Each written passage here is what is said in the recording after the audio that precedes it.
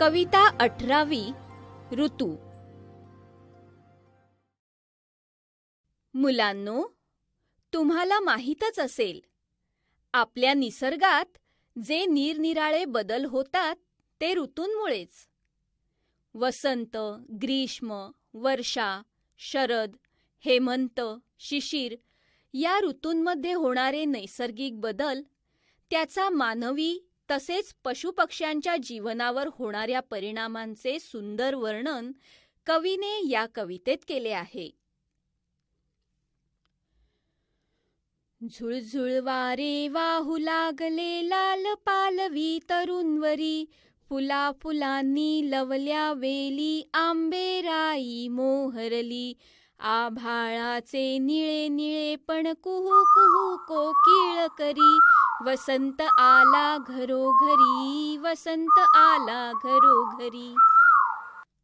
झुळझुळ वारे वाहू लागले, झाडांवर कोवळी पाने उगवली, फुलांच्या वजनाने वेली झुकल्या, आमराई मोहरली. आभाळ स्वच्छ निरभ्र दिसू लागले व कोकिळ पक्षाचे कुहू कुहू ऐकू आले, म्हणजे वसंत ऋतूचे आगमन झालेच असे समजावे. ग्रीष्म पातला, सूर्य तापला, ऊन कडक जिकडे तिकडे, खूप तापते जमीन तिजवर, जागोजागी पडती तडे. गरम झळांच्या ऐन दुपारी, छाया शोधिती गुरे पाखरे, उन्हात खेळू नका बरे, उन्हात खेळू नका बरे. वसंत ऋतूनंतर ग्रीष्म ऋतू येतो. ग्रीष्मात सूर्य आकाशात तळपू लागतो. कडक उन्हाने जमीन एवढी तापते की तिला जागोजागी भेगा पडतात. भर दुपारी कडक उन्हामुळे गुरे पाखरे सावली शोधतात. कवी तुम्हा मुलांनाही सांगतोय की एवढ्या उन्हात खेळू नका. वारे सुटले, मेघ उसळले, गडगडती ते आभाळी, वीज कडकडे लखलख करुनी, सरसर सर वर्षा आली. सुटे मातीचा वास चहूकडे, कागद होड्या सोडायाची, पावसात किती मौज असे, पावसात किती मौज असे. ग्रीष्मापाठोपाठ वर्षा ऋतूचे आगमन होते. वारे वाहू लागतात. आकाशात काळे ढग जमा होतात. लखलखाटासह विजा चमकू लागतात. सरसर पावसाने चहूकडे मातीचा गंध तरळतो. मुलांना पावसाच्या पाण्यात होड्या सोडायची मजा लुटता येते. शरद येई अन मेघ पळाले, गुबगुबीत जणू पळती ससे, कुरणे हिरवी गार चहूकडे, हिरवे हिरवे मळे तसे. हिरवी झाडे हिरवी शेते, तुडुंब भरले तळे निळे, चांदण्यात वाटे बागडावे, चांदण्यात वाटे बागडावे. शरद ऋतूचे आगमन होताच आकाशातील ढग पळू लागतात. त्यांना पाहून जणू गुबगुबीत ससे पळत असल्याचा भास होतो.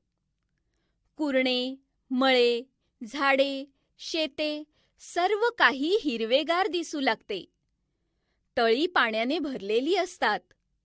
शरद ऋतूत चांदण्यात बागडावे, हिंडावे असे कवीला वाटते.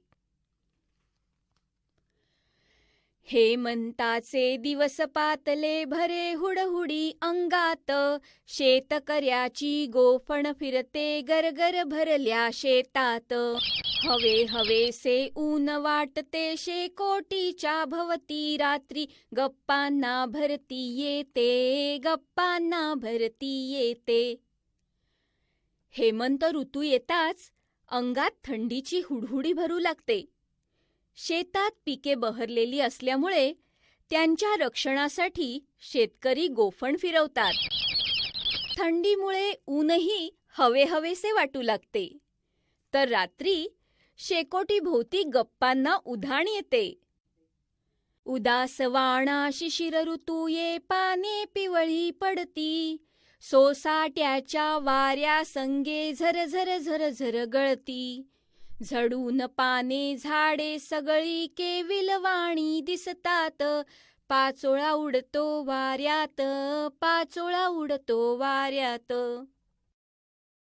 हेमंत ऋतूनंतर उदासवाणा शिशिर ऋतू येतो.